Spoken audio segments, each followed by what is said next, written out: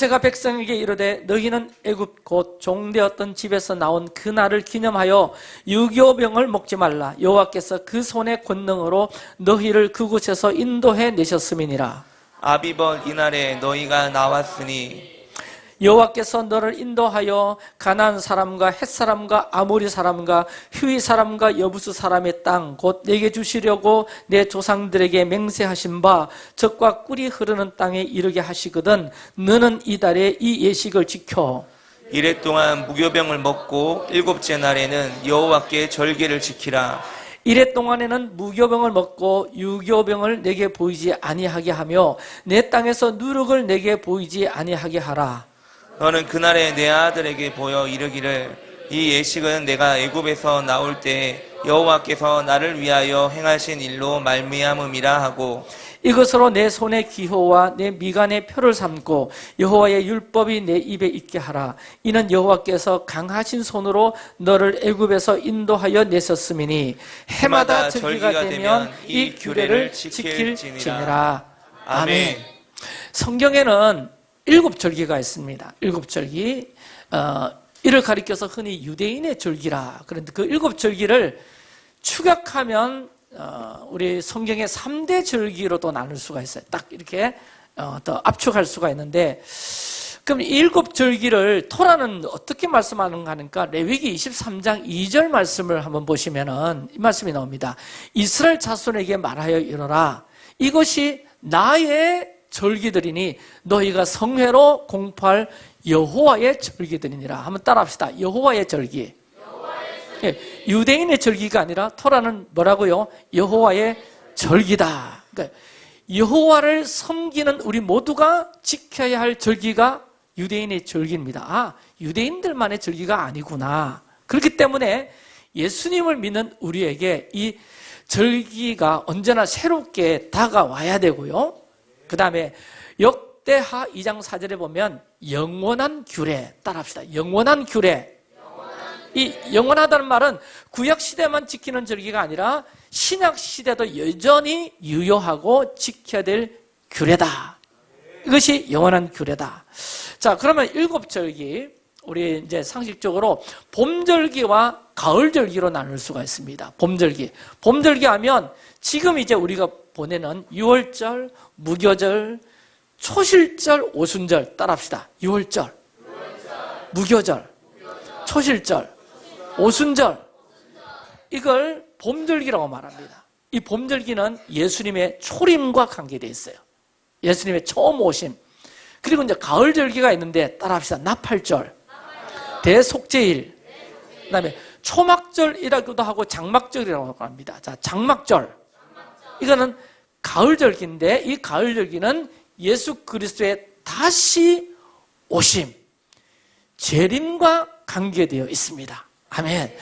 그래서 이 절기를 알게 되면 주님께서 이 땅에 오셔서 이루신 일과 그 다음에 마지막 때 주님 다시 오셔서 행하실 일들을 분명하게 알 수가 있다. 할렐루야. 그래서 우리가 절기에 대해서 좀 눈이 더 좀 뜨였으면 좋겠습니다. 자, 오늘 이제 토라 포션이 이제 레위기 하다가 멈췄다고 그랬는데, 이번 주간이 한 번 더 따라합시다. 페샤흐. 이 6월절 주간이기 때문에 6월절 포션을 읽게 되는데요. 이 6월절은 6월절, 무교절, 초실절과 딱 한 주 안에 연결되어 있습니다. 그러니까 3일에 걸쳐서 세 절기가 지나간다. 어제는 6월, 오늘은 무교, 내일은 초실. 그러면서 무교절이 이번 토요일까지 쭉 연결이 되는데요. 자, 우리가 작년에 제가 절기 설교하면서 이런 얘기를 했어요. 절기가 히브리어로 모에딤이라고 해요. 모에딤. 이 모에딤의 원형이 모에드예요. 모에드. 뭐라고요? 모에드다. 이 모에드는 만남의 약속이에요. 약속된 시간, 약속된 만남. 이 뜻이 뭐다? 모에드다. 모에드다. 가령 예를 들어서 우리 신원섭 집사님하고 저하고 약속을 딱 잡아봤어요. 집사님, 내일 우리 낮에 12시에 만나가지고 밥 한 끼 합시다. 그래가 이제 어디 딱 약속을 잡아가지고 이제 만나기로 이제 시간을 정했어요. 근데 예, 집사님은 그런 일이 없겠지만 제가 낮 12시에 가보니까 집사님이 안 보여요. 오시질 않았어. 어찌됐는지 약속을 까먹었는지 내가 싫은지 뭐 그건 아니겠지만 어쨌든 내가 밥 사려고 그랬는데 12시 약속했는데 1시가 지나도 안 와. 2시가 지나도 안 와. 그러면 못 만나는 거죠. 그러면 나 혼자 뭐 해야 돼? 혼밥해야 돼. 자, 이런 없도록 좋겠는데 이게 뭔 말인지 이해가 되느냐 하면 이게 바로 모에드다. 만나려고 1시간 약속한 거. 그러니까 여러분 하나님 절기는 하나님께서 여러분과 만나기로 결정하고 작정한 시간입니다. 아멘. 여러분 절기하면 물론 그 여호와의 7절기가 있지만 근데 무엇보다 중요한 절기가 여러분 안식일입니다. 안식일은 주일. 할렐루야. 우리가 매주마다 주일을 지키지만 이 주일은 특별히 우리가 매 순간 매일 주님이 우리와 동행하시지만 특별히 이 주일 이날은 하나님께서 여러분과 저와 만나기로 약속된 시간인 거예요. 절기도 마찬가지예요. 할렐루야. 그래서 이 절기를 정리하면 하나님께서 그의 백성들을 회중으로 만나기 위해서 정하신 시간이다. 이런 의미로 표현할 수가 있습니다. 자, 누가 약속하고 정하셨나요? 우리가 아니라 누굽니까? 하나님이야. 근데 여러분 이제 나라마다 다 절기들도 있잖아요. 뭐 우리나라 3.1절, 뭐 광복절, 뭐 개천절 있듯이 나라마다 다 절기가 있는데 이스라엘의 절기와 또 다른 나라 절기가 확연한 차이가 있는 게 있습니다. 어떤 차이가 있느냐? 이제 다른 나라 민족들의 절기는 다 사람들이 정하죠. 정부가 정하고 권위자가 정하는데 이스라엘의 절기, 여호와의 절기는 하나님이 절기를 정하셨고요. 그리고 이스라엘 절기의 특징 중에 가장 중요한 것은 뭔가 하니까 다른 민족 나라들의 절기는 어떤 사건이 먼저 일어나고 그 사건과 이를 기념하는 것을 절기로 삼아요. 가령 대한독립 만세 3.1 운동이 일어났잖아요. 또 대한민국이 또 그 히로시마 나가사키 원자폭탄 떨어짐으로 말미암아 우리나라가 해방되었잖아요. 그러니까 사건이 일어나고 우리 3.1절 독립 만세라는 그날을 기념하기 위해서 후에 3.1절이 생기고 우리나라가 광복절 된 것을 후에 기념하기 위해서 광복절이 생기고 그랬는데 이스라엘은 그 순서가 달라요. 먼저 절기가 만들어지고 그 절기에 맞추어서 사건이 발생해요. 일이 발생해요. 이게 다른 점입니다. 이게 놀라운 거예요. 그러니까 먼저 뭐가 일어난다? 네? 먼저 하나님께서 절기를 정하시고 그 절기에 맞추어서 뭘 일으키신다? 사건과 역사와 일들을 일으키시더라. 자, 예를 들어서 잘 들어보세요. 이스라엘의 최대 명절 그러면 6월절입니다. 무슨 명절? 6월절. 그러니까 하나님은 애국 백성을 칠 마지막 재앙이 임할 날짜를 이스라엘 민족에게 미리 알려주었어요. 그러니까 이스라엘 백성들이 어린 양을 잡고 그 피를 뿌리고 6월 되고 장자 죽음이 지나가고 그 일이 지나고 난 다음에 6월절을 정한 것이 아니라 하나님께서 먼저 그날을 정하시고 할렐루야 그날에 일어날 일들까지 하나님께서 말씀해 주시는데요. 자, 출애굽기 12장 1절부터 3절까지 한번 다 같이 읽겠습니다. 시작. 여호와께서 애굽 땅에서 모세와 아론에게 일러 말씀하시되 이 달을 너희에게 달의 시작 곧 해의 첫 달이 되게 하고 너희는 이스라엘 온 회중에게 말하여 이르라. 이 달 열흘에 너희 각자가 어린 양을 취할지니 각 가족대로 그 식구를 위하여 어린 양을 취하되. 먼저 말씀하셨어요. 모세에게 6월절 계획을 말씀하셨단 말이에요. 그러니까 모세가 이스라엘 모든 장로를 불러가지고 그들에게 이룹니다. 너희는 가족대로 어린 양을 택하라. 어린 양을 잡아라. 그래서 모세가 모든 장로에게 6월절 계획을 전달해서 그대로 지키도록 했는데 그 다음에 그 절기에 맞는 사건을 일으킵니다. 그래서 하나님의 구원 계획표가 되는데요. 제가 또 성경을 보니까 이 절기가 어떤 시내산에서 그 하나님께서 모세에게 준 그부터 절기가 시작되는 것이 아니라 천지 창조 때부터 하나님께서 그 날을 정해놓으셨구나, 이걸 깨닫게 되었어요. 사실 여러분, 이스라엘 절기들은 천지 창조 넷째 날에 이미 지정이 됐어요. 창세기 1장 14절을 한번 볼까요? 시작. 하나님이 이르시되 하늘의 궁창에 광명체들이 있어 낮과 밤을 나뉘게 하고 그것들로 징조와 계절과 날과 해를 이루게 하라. 저기 계절이 히브리어로 뭐다? 모에딤이다. 저걸 그러면 왜 절기로 번역하지 왜 계절로 번역했냐?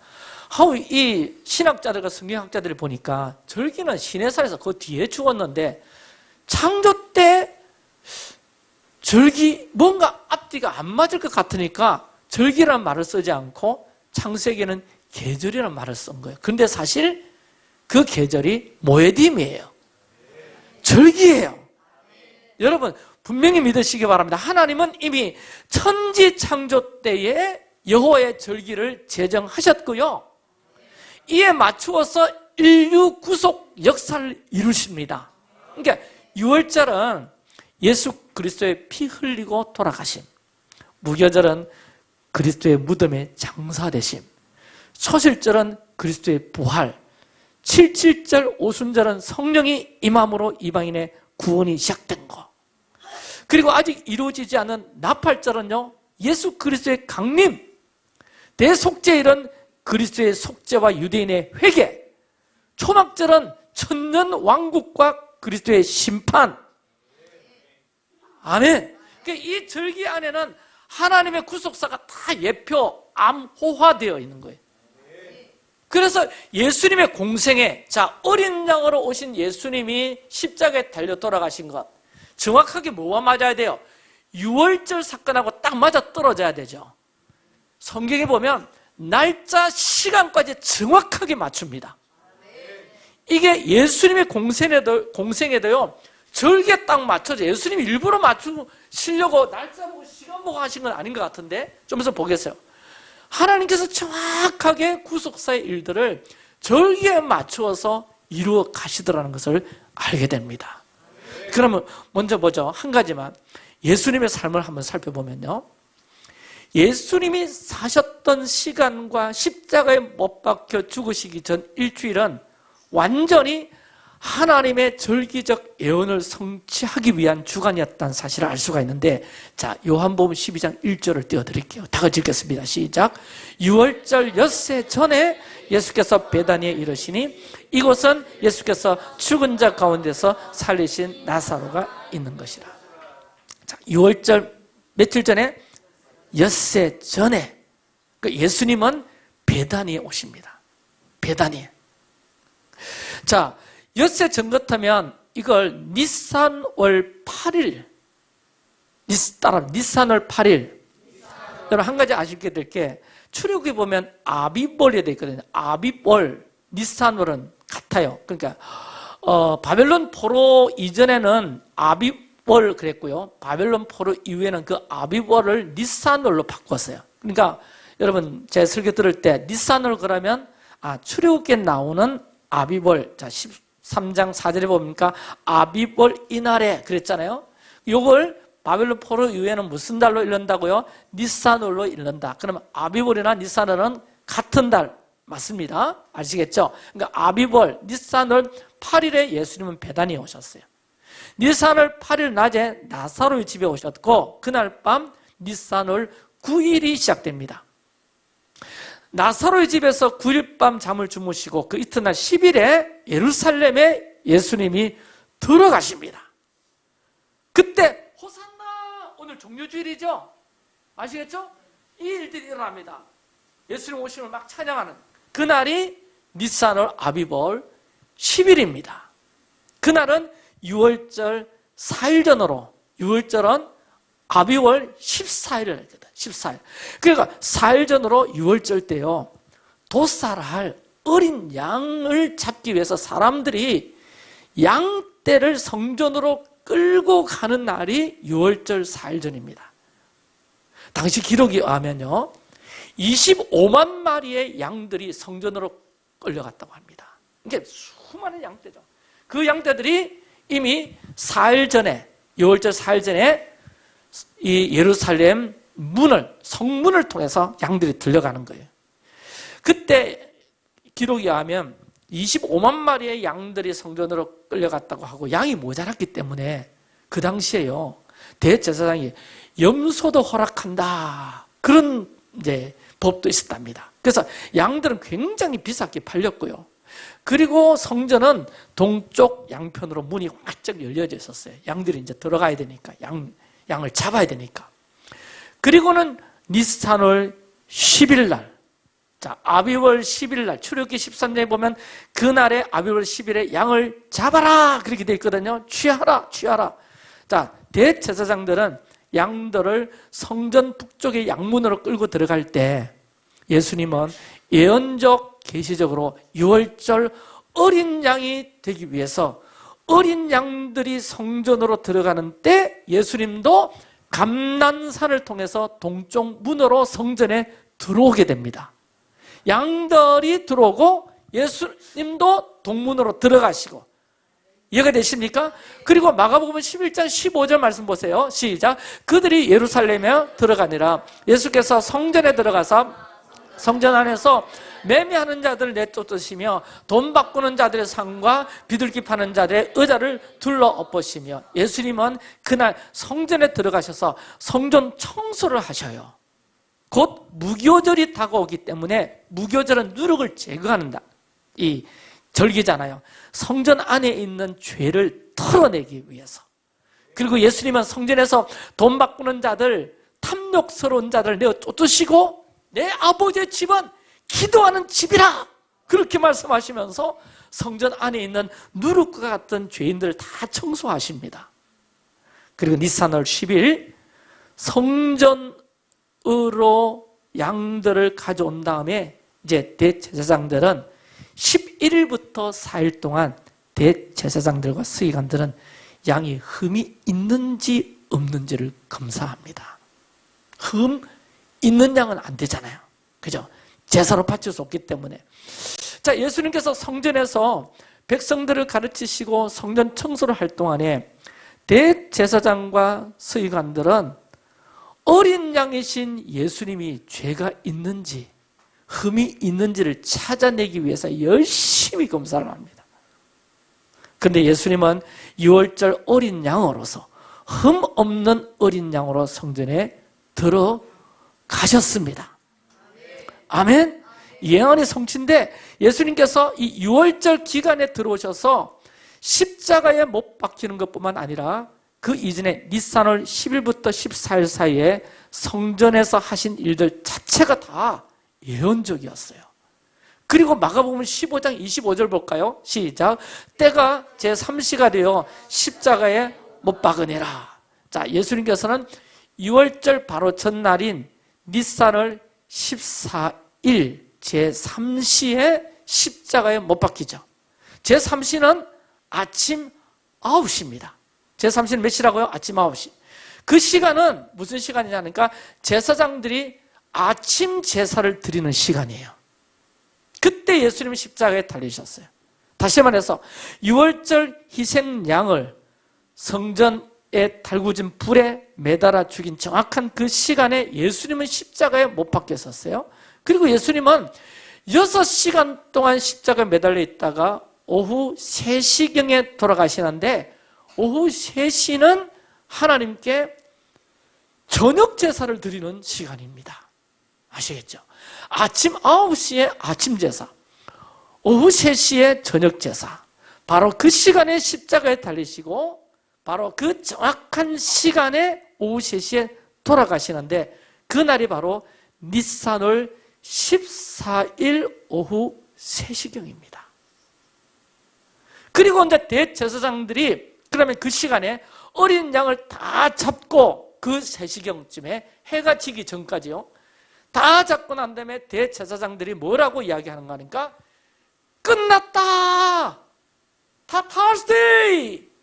자, 우리 민족의 죄를 위한 대속의 양이 죽었으니 유월절은 끝났다라고 말하는 그 시간에 주님께서 십자가 위에서 다 이루었다.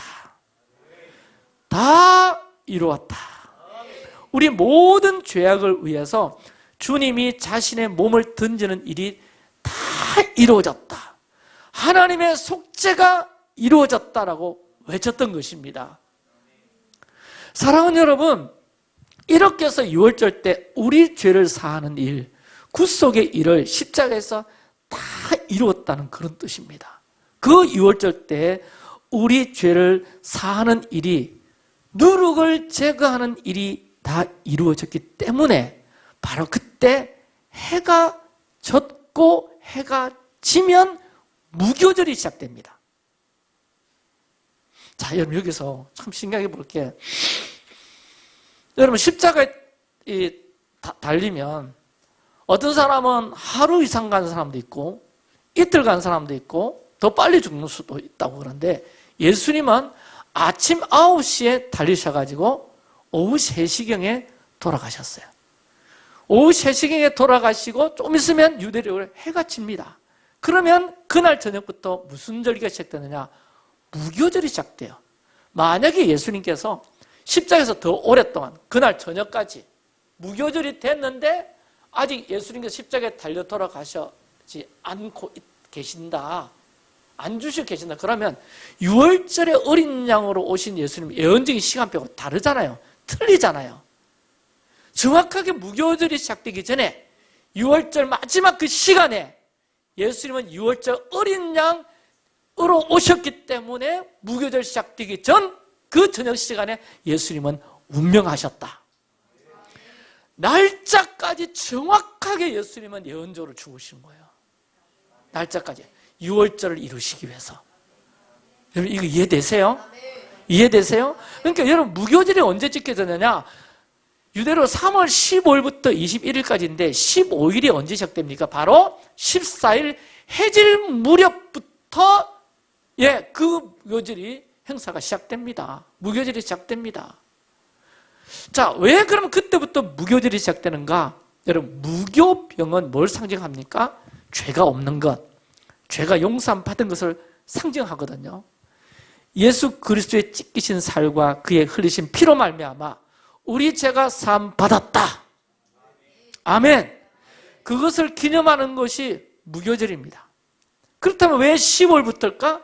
14일 해질 때 십자가에서 예수님의 몸은 찢기시고 피를 흘리심으로 비로소 죄가 다 사하여졌기 때문에, 아멘, 바로 그날부터 시작해서 누룩이 들어가지 않는 죄 없는 삶이 시작될 수 있구나, 이걸 상징하는 거예요. 무교절이. 이해를 하셔야 됩니다. 그러니까 죄 사함이 완성되는 일이 십자가에서 이루어졌기 때문에 그걸 기념하기 위해서, 그래서 그날부터 축제를 베풀라, 성례를 베풀라. 자, 여러분 복음서를 읽다 보면 예수님은 14일 해질 무렵에 분명하게 돌아가셨고 제9시 십자가에서 운명하시면서 다 이루었다. 뭘 이루었느냐? 죄 사함을 주는 일. 아멘. 이것을 기념하기 위해서 셀레브레이션, 축제를 한다. 이게 뭐다? 무교절이다. 아멘. 그래서 무교절과 관련해서 우리는 반드시 이걸 알아야 합니다. 자, 한번 따라합시다. 우리는 그리스도의 몸을 먹어야 한다. 다시 따라합시다. 우리는 그리스도의 몸을 먹어야만 산다. 자, 그리스도의 초림부터 재림까지 오는 그리스도의 몸을 먹어야만 살게 될 것인데요. 그리스도의 몸, 여러분 무교병을 히브리어로 마짜, 복수로 마쪼트. 자, 그 무교병이 어떻게 생겼는지 제가 사진을 한번 보여드릴게요. 한번 보십시오. 두 개의 사진인데 하나는 좀 진하게 걸린 이 선이 있고 하나는 구멍이 송송송 나 있죠. 이 선이 굵은 것은 째찌게 맞은 자국을 표현하는 상징하는 모습이에요. 어떤 무교문 보면 막 이렇게도 나와 있어요. 가로로도 막 나와 있고. 그러니까 채찍에 맞은 자국으로서 줄들이 이렇게 쫙 가 있고, 그 다음에 구멍이 뿅똥뿅 뚫려 있잖아요. 채찍에 맞은 그리스도의 몸, 창으로 찔림을 받은 예수님의 몸을 상징하는 겁니다. 그러니까 예수님의 초림부터 재림까지 우리가 하나님 앞에 구원함을 받고 용서함을 받고 제사함을 받는 가장 근본적인 힘, 근거, 그것이 무엇이냐? 바로 예수님의 십자가에서의 대속 사건인 것입니다. 아멘. 우리는 이걸 매일 먹으면서 살아가야 됩니다. 다시 말해서 하나님의 말씀은 우리에게 예수를 믿음으로 죄사함을 받았고, 그분의 십자가에서 피를 흘리시고 채찍에 맞으심으로 우리가 나음을 입었다는 이 엄청난 복음의 말씀이 어디에 담겨져 있어요? 성경 말씀에 담겨져 있고, 그것이 하나님의 말씀, 성경이 말하고 있는 가장 핵심인데, 그것을 매일 먹으며 살아야 된다. 그걸 비유적으로 말해서 그리스도의 몸을 먹고 살아야 된다는 것을 의미하는 거죠. 바로 그것을 상징하기 위해서 무교절 첫날부터 일주일 동안 마지막 날까지, 다시 말해서 예수 그리스도의 초림부터 재림까지 인류 역사의 모든 죄악을 씻어내는 이 무교병, 그리스도의 몸을 먹고 살아야 된다는 것을 보여주기 위해서 무교절이라는 것을 하나님께서 제정하셨다는 겁니다. 자, 그럼 왜 7일 동안인가? 무교절이. 자, 무교병을 먹는 기간이 7일. 유대인들의 전통적인 해석에 의하면요, 아담에서 그리스도까지를 4,000년, 그리고 그리스도 초림부터 재림까지를 2,000년, 그리고 1,000년 왕국이 와서 이렇게 해서 7,000년이 된다고 그러는데, 자, 그렇다면 6,000년이 지났고요, 1,000년 왕국의 시대에 우리가 그러면 살고 있는 거냐? 그렇게 질문할 수 있어요. 근데 꼭 그런 건 아닙니다. 마태복음 24장 22절에 보니까 이 말씀이 나옵니다. 따라합시다. 그 날들을 감하지 아니하면 모든 육체가 구원을 얻지 못할 것이나 그러나 택하신 자들을 위하여 그 날들을 감하시리라. 자, 이 말은 6,000년이 지났음에도 하나님의 심판과 1,000년 왕국이 아직 오지 않은 것은 어찌 보면 하나님께서 좀 더 은혜의 기간을 더 연장시켜 주신 것이 아닌가 하는 생각도 해볼 수가 있고요. 그 다음에 유대력으로 여러분 올해가 몇 년입니까? 5,785년입니다. 그러니까 6,000년이 되려면 아직 얼마 남았습니까? 한 215년의 기간이 남아있죠. 그러니까 6,000년이 오기에는 그렇게 해석해 볼 수가 있는 거죠. 아무튼 예수님은 인류 역사 6,000년 동안 지은 모든 죄와 함께 1,000년 왕국 시대 1,000년의 그 기간에 있는 인간의 죄악을 모두 합쳐서 대신 짊어지신 우리의 구속주가 되신다는 사실을 기념하기 위해서 맞자 무교병을 먹어야 하고 그리스도의 몸을 먹고 살아야 된다. 왜 무교병이 그리스도의 몸인가? 요한복음 6장 51절부터 한번 같이 읽을까요? 시작. 나는 하늘에서 내려온 살아있는 떡이니 사람이 이 떡을 먹으면 영생하리라. 내가 줄 떡은 곧 세상의 생명을 위한 내 살이니라 하시니라. 내 살은 참된 양식이요 내 피는 참된 음료로다. 내 살을 먹고 내 피를 마시는 자는 내 안에 거하고 나도 그의 안에 거하나니 살아계신 아버지께서 나를 보내심에 내가 아버지로 말미암아 사는 것 같이 나를 먹는 그 사람도 나로 말미암아 살리라. 무슨 말입니까? 그리스도의 몸을 지금 어떻게 먹을 수 있나요? 그냥 성찬식에 참여하면서 계속 그 떡을 먹으라는 얘기입니까? 아니죠? 그분의 말씀. 요한복음 1장 1절에서 말씀이 곧 하나님이시고 그 말씀이 육체 가운데 거하였으니 그분이 바로 예수님이시라는 거죠. 요한복음 1장 1절과 14절 읽겠습니다. 태초에 말씀이 계시니라. 이 말씀이 하나님과 함께 계셨으니 이 말씀은 곧 하나님이시니라. 말씀이 육신이 되어 우리 가운데 거하심에 우리가 그 영광을 보니 아버지의 독생자의 영광이요 은혜와 진리가 충만하더라. 자, 그래서 이래 보세요. 이 무교병을 먹는 7일간의 절기를 지키는 것은, 이 무교절이라는 것은 예수님의 초림 때부터 재림까지 우리가 살아남을 수 있는, 영생할 수 있는 유일한 힘이 어디 있느냐? 바로 그분의 살, 하나님 주님의 말씀을 먹고 살아가는 방법이라는 거예요. 하나님 말씀을 먹지 않으면 우리는 죄악에 떨어지고 우리 속에는 죄인 누룩이 자라기 시작한다는 것을 의미하고 있습니다. 이걸 통해서 주님이 가르치시는 원리는 매일 말씀을 먹고 주님과 동행하며 살자. 무기오병은 말씀을 먹고 살자. 할렐루야. 그러면 우리는 산다는 것입니다. 살아갈 수 있는 힘의 근원이 거기서 나온다는 거예요. 할렐루야. 자, 여러분, 지금 우리는 이 유대력으로 무교절을 지나고 있고, 교회력으로는 오늘 종려주일 한 주간 고난주간이 이어지는데, 자, 1년에 한 번 우리가 이런 절기를 기억하는 것은 그리스도의 몸으로 상징되는 하나님 말씀을 먹고 사는 게 얼마나 중요한지를 강조하고요. 더불어서 무교절은 어떤 시즌입니까? 누룩을 제거하는 시즌입니다. 따라합시다. 누룩을 제거하는 시즌. 자, 누룩은 성경에서 뭘 상징합니까? 죄를 상징하잖아. 그러니까 누룩을 없이 하는 기간으로 삼는 게 참 중요하다. 그리스도의 말씀을 먹고 살고, 그 다음에 이 기간 특히 강조한 것은 내 삶의 누룩을 살피고 그 누룩을 제거하고 누룩을 없애는 삶. 자, 여러분, 우리는 한 번씩 우리 자신을 점검해 보면서 살아야 되는데, 우리 삶에는, 우리 존재 안에는 곰팡이가 늘 존재한다는 겁니다. 자, 그거 매일 돌이켜봐도 우리 삶에는 뭐가 있다? 죄가 있다. 죄가 존재한다. 그러니 여러분, 우리가 이 기간에 한번 우리 자신을 돌아보면서, 어떤 분은 10년이 지나도 똑같은 문제를 가지고 계속 실험하는 사람이 있고요. 어떤 사람은 매년마다 다른 문제를 가지고, 한 문제는 극복이 되어지고 한 문제는 약화되어지면서 또 다른 문제를 가지고 실험하는 사람들이 있는데, 차이점은 발전하느냐 그렇지 못하느냐 하는 거예요.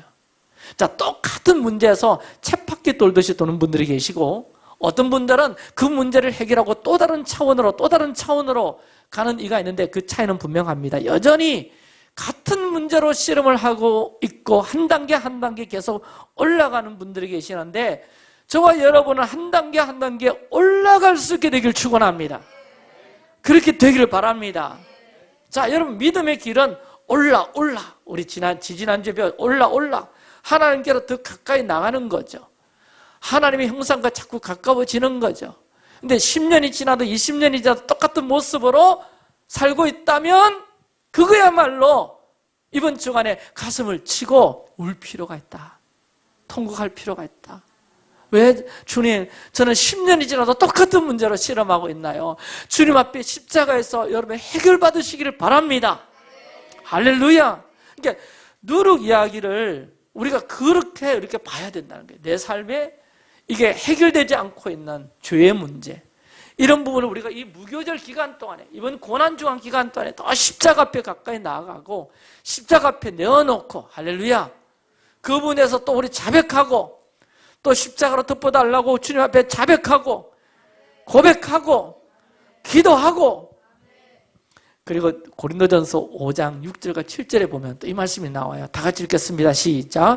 적은 누룩이 온 덩어리에 퍼지는 것을 알지 못하느냐? 너희는 누룩 없는 자인데 새 덩어리가 되기 위하여 묵은 누룩을 내버리라. 우리의 유월절 양 곧 그리스도께서 희생되느니라. 저기 보면 적은 누룩이 온 덩어리에 퍼지는 것 알지 못하느냐? 그러니까 내가 가지고 있는 이 작은 누룩, 이 죄된 마음이 내 옆에 있는 형제 자매에게 퍼져나가기 시작한다는 뜻이에요. 자, 우리가요, 어떤 사람을 만나고 교제하면 그 사람의 영향을 받게 되어 있습니다. 그럼 그 사람이 가지고 있는 감정까지도 전달이 되죠. 그리고는 다른 사람에게 또 그것이 전달되어요. 이걸 누룩이라고 말할 수가 있습니다.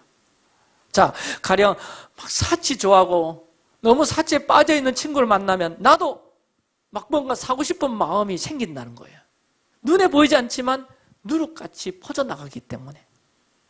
은남물을 보는 친구를 만나면 그가 보는 은남물 나도 보고 싶어진다는 거예요. 왜? 그것이 누룩이기 때문에. 여러분, 제가 양산에서 보니까 우리 아이들 많잖아요. 중학생들, 고등학생들 보니까 겨울 되니까 전부 다 롱점퍼, 시커먼 거. 다 어찌가 똑같은지. 아디다스 추리닝. 너무 다 똑같아요. 아이들 막 롱점퍼 벗으면 다 줄 거 있는 추리닝 다 입고 다니더라고. 막 이게 한 사람 입으면 그게 또 좋아 보이면 그것이 막 이렇게 퍼져나가더라고.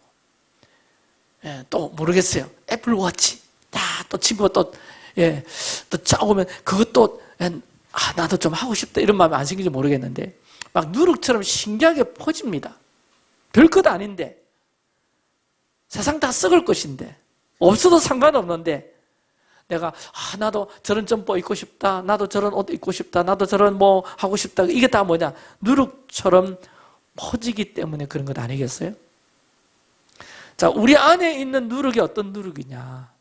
내가 지금 흘리고 나누고 끼치는 이것이 죄인지 분노인지 시기인지 질투인지 당짓는 것인지 그런 것들을 흘려보내고 있는지 아니면 하나님 나라에 있는 성령의 열매들을 흘려보내고 있는지를 점검하셔야 하겠다. 아멘. 이번 주간에 여러분, 그런 세상적인 것도 누룩처럼 퍼지지만 따라합시다. 하나님 나라도 누룩처럼 퍼진다. 할렐루야. 그러니까 우리 마음에 하나님 나라를 품던 죄를 품던 우리 마음속에 있는 그 누룩은 퍼져나가게 돼 있다는 건데 우리는 하나님 나라를 품읍시다. 주님의 사랑을 품읍시다. 이 고린도전서 13장에 보면 그런즉 믿음, 소망, 사랑 이 세 가지는 항상 있을 것인데 그러잖아요. 그 믿음, 소망, 사랑은 영원한 거라고 해요. 영원한 거예요. 초대교회 보면 하나님의 사랑이 부어져 가지고 그게 막 누룩처럼 공동체 번지는데 이 사랑이 보통 사랑이 아니야. 초대교회 아주 극단적인 굉장히 레디컬한 사랑이 막 부어지니까요. 어떤 일이 일어났습니까? 자기가 가진 물건 자기 거라고 하지 않고 막 공용으로 쓰고 자기 재산, 자기 소유까지 팔아가가지고 없는 사람, 힘든 사람에게 막 다 나누어주고 이게 뭐죠? 사랑은 사랑인데 어떤 사랑? 굉장히 극단적인 사랑이죠. 자, 여러분 마지막 때가 되면 이런 극단적인 사랑이 부어집니다. 할렐루야. 아멘? 꿈 같은 얘기라고 여러분 생각하고 있지 마세요. 우리 공동체의 마지막 때 믿음, 소망, 사랑 하나님께서 막 부으시는데 더 부어지고 더 부어지고 더 열려지고 극단적인 사랑까지 부어지면요 초대교회에 나타났던 그 현상이 우리에게도 나타납니다. 일어날 줄 믿습니다. 마지막 때 이런 것들이 막 그냥 부어지는 거예요. 여러분 극단적인 믿음 보통 믿음이 아닙니다. 제가 아야베 가서 마지막 때 지금 마지막 때라고도 치부할 수 있잖아요. 제가 본 목사님 중에 이성재 목사님 같은 분은요 이게 믿음의 은사를 받았는지 아니면 극단적인 믿음이 부어졌는지 이분은 오직 믿음 하나예요. 자, 그의 삶 가운데 여러 간증들이 있죠. 이 맹장이 터졌어. 보통 맹장이 아프면 병원에 가야 되잖아요. 그분은 맹장이 이제 아프면 병원에 안 가고 기도 터졌는데 그럼 터지면 그게 병원에 안 가서 처치를 안 하면 뭐가 돼요? 예? 뭐가 되죠? 이게 복막림이 돼가지고 거의 생명 오락가락 할 정도예요. 근데 이 목사님은 맹장이 터져도 그거 찾고 기도해요. 병원 안 가고. 이게 일반화돼서는 안 되겠죠? 제 설교 잘 들으세요. 맹장 아프면 기도해라. 터져도 기도해라. 이게 이제 은사 중에 하나인데 이분에게는 어떤 극단적인 믿음과 부어지니까 복만이 터져도 기도해가지고 그걸 회복시켜 버리는 거예요. 다들 좀 표정이 다 이상하시네. 이런 분들이 계시다니까요. 이게 극단적인 믿음, 우리가 이제 이런 믿음을 일반화할 수는 없지만, 이런 믿음이 부어지면요, 이런 믿음이 부어지면 우리 안에도요, 어떤 믿음이 세상이 다 아니라 그래도 세상은 다 놓으라고 해도 나는 주님께 예스! 아멘! 이 극단적인 믿음이 부어지고 소망이 부어지니까요, 막 분명히 그 믿음 붙들고 주님까지 끝까지 가는 거예요. 십자가 칼이 내 목에 들어와도 예스! 아멘! 아멘! 예. 여러분, 초대교회 성도들에게 하나님은 극단적인 사랑과 믿음과 극단적 소망을 부으심으로 영원한 하나님 나라의 일들을 감당했어요. 노력이 아니고요, 죄가 아니고요, 그분들에게는 영원한 것들이 부어져서 영원한 일들을 감당했단 말이에요. 우리 교회에 영원한 것들이 부어져 가지고, 와, 저 집사님 믿음 보니까 엄청 도전을 받아. 저는 이제 그 이성재 목사님 아이아를 살면서 엄청 도전을 받았거든요. 내가 그렇게 할 수는 없어요. 이게 도전이 엄청 되는 거예요. 그래서 막 저 집사님 또 막 사람 품는 거 보면서, 와, 내 같으면 절대 용서 못할 텐데 다 원수 같더니도 품고 살아요. 가슴이 찡해요. 이야, 또 어떤 사람은 막 완전히 망할 수밖에 없는 상황을 만났는데도 막 인내하면서 견디면서 하박국처럼 일어나고 찬송해요. 엄청 감동을 받죠. 아멘. 우리 리빙처치는 누룩이 퍼지는 교회가 아니라 이런 영원한 하나님 나라의 들이 극단적일 수도 있는 믿음, 사랑, 소망도 일어나고 퍼지기를 예수님의 이름으로 축원합니다. 축원합니다. 희락, 화평, 자비, 양선, 충성, 온유, 절제, 기도와 예배에 대한 마음, 열정, 기름 부음들이 퍼지고 거룩한 누룩이 되어가지고 흘러가면 너무 좋겠어요. 아멘.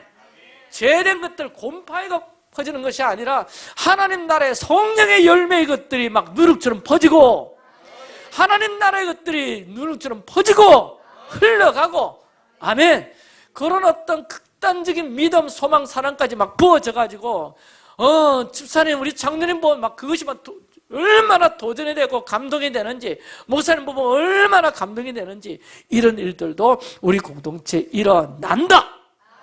날 것이다. 아멘. 이번 무교절 기간 동안에, 자, 우리 예배팀 나오세요.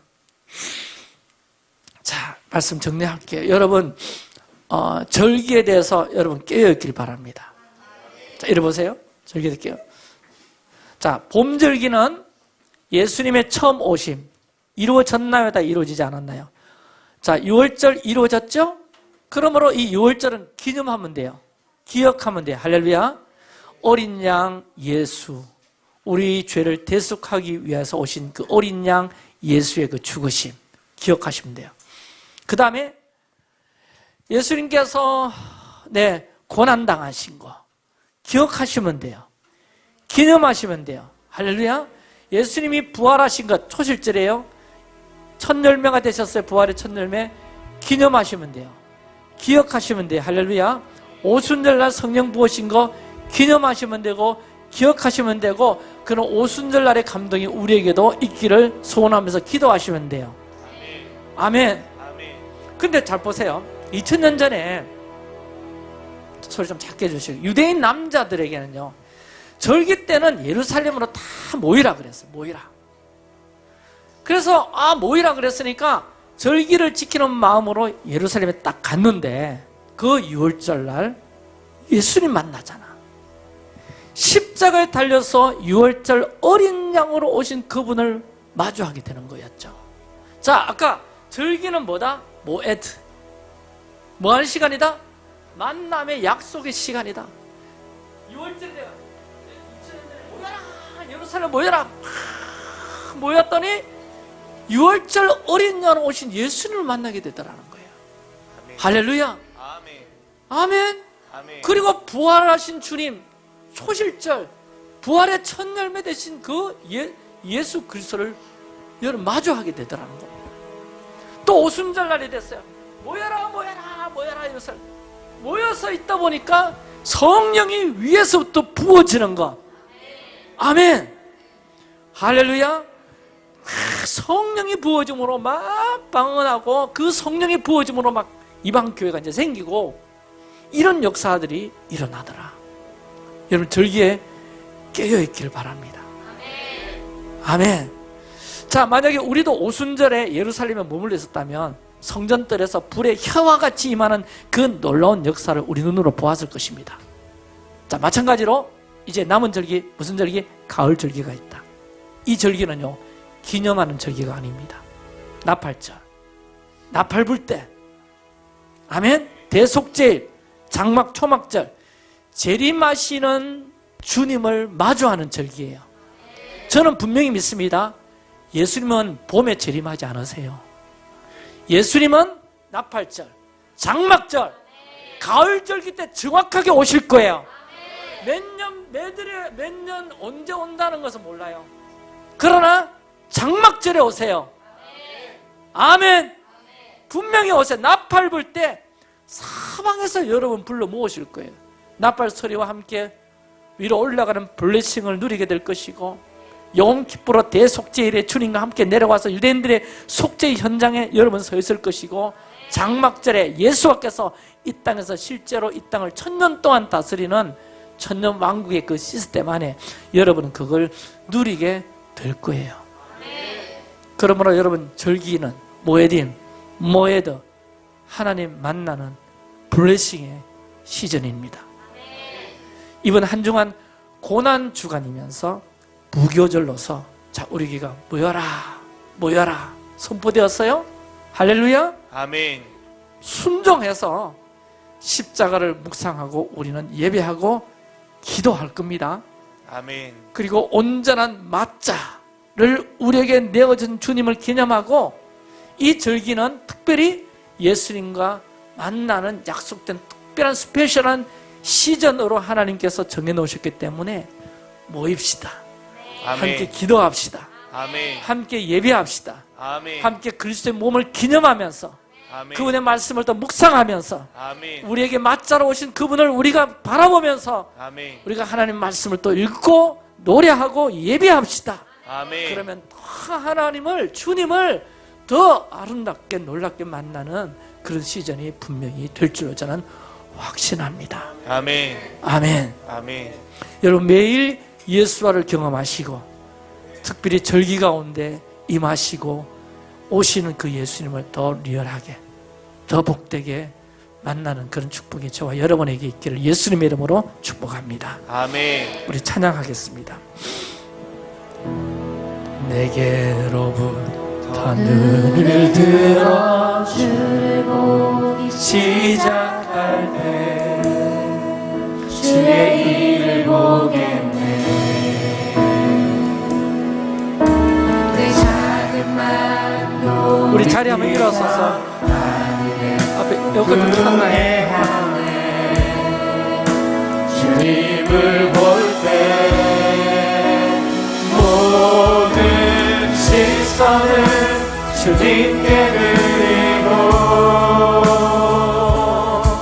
살아계신 하나님을 느낄 때 내 삶은 주의 역사가 되고 하나님이 일하기 시작하네.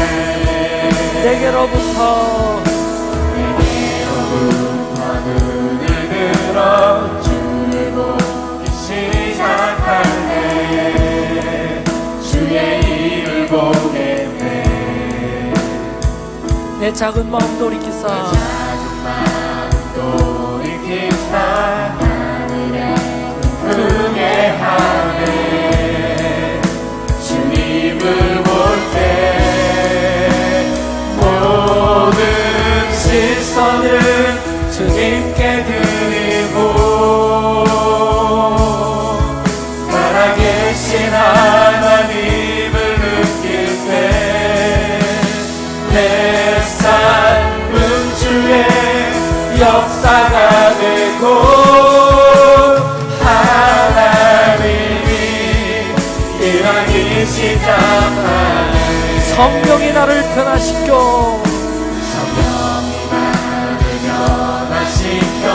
모든 사라질 때 주의 일을 보겠네.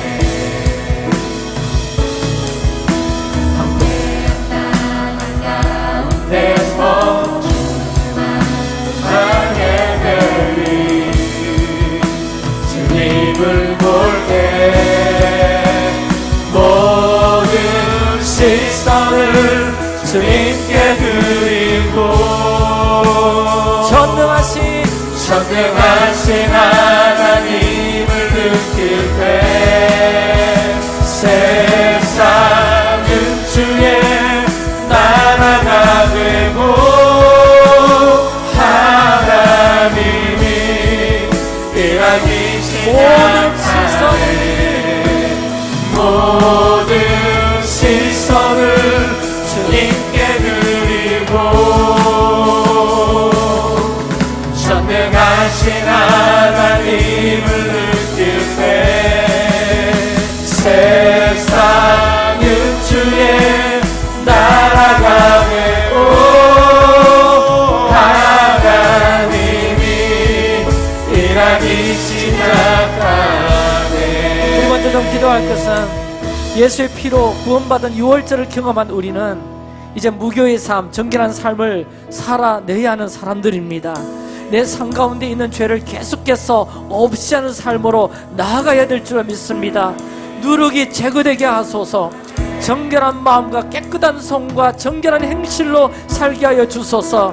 만일 우리가 죄를 자백하면 그는 미쁘시고 의로우사 우리 죄를 사하시며 우리를 모든 불의에서 깨끗하게 하실 것이요. 이 시간 성령의 조명 아래서 내 안에 있는 죄를 깨닫게 하실 때 내가 죄인임을 고백하고 나아가면 예수님 십자가의 피로 우리 죄를 사하여 주시고 우리를 무교병과 같이 거룩하게 만들어 주실 줄로 믿습니다. 아멘. 주여 내 안에 있는 누룩이 제거되게 하여 주옵소서. 아멘. 내 안에 있는 누룩이 제거될지어다. 아멘. 누룩이 제거될지어다. 우리 한번 주여 외치고 기도합니다.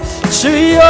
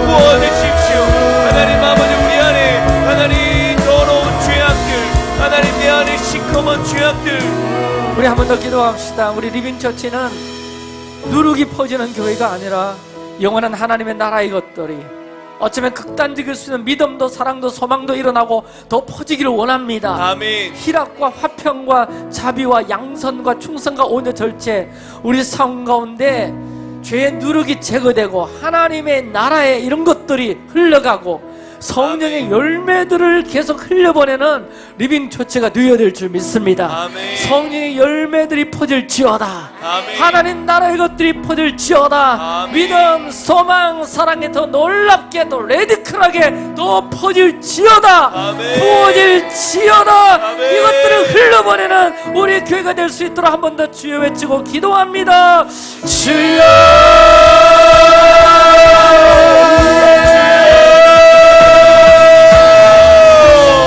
하나님의 마지막 때 우리에게 필요한 믿음은 바로 레디컬한 믿음입니다.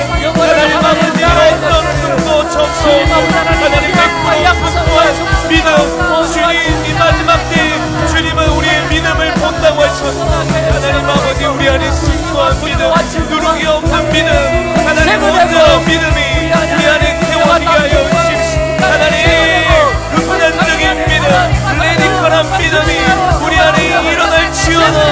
하나님의 마지막 때 믿음의 은사를 우리에게 부어주셔서 하나님 믿음의 은사를 부어주셔서 하나님 믿음의 은사를 부어주셔서 하나님 이 마지막 때 레디컬한 믿음으로 돌파하며 레디컬한 믿음으로 결단하며 하나님 이 말씀 앞에 우리의 생명을 드리고 우리 시간을 드리고 우리의 물질을 드리고 하나님 아버지 주님 우리 안에 레디컬한 극단적인 믿음이 일어나게 되고 예수님 이름으로 선포하며 하나님 아버지 성령의 9가지 열매 하나님 이 열매를 향한 우리 부르심 열매를 향한 우리 열정 열매를 향해 우리가 달려나갈 수 있도록 하나님 아버지 우리에게 기름 부어주시고 하나님 아버지 끊임없이 우리 안에 성령의 열매가 일어날지어다. 계속적으로 흘러넘칠지어다. 흘러넘칠지어다.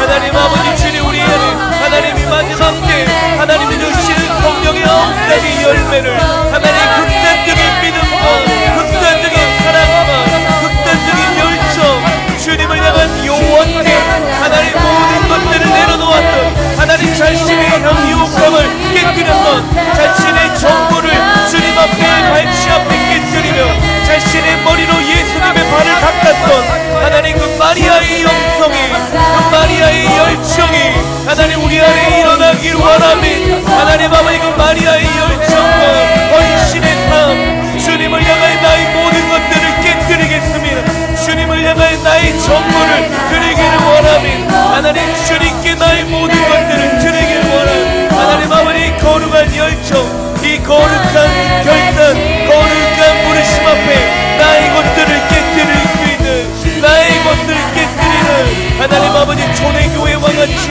하나님 공동체를 위하여 주님의 나라를 위하여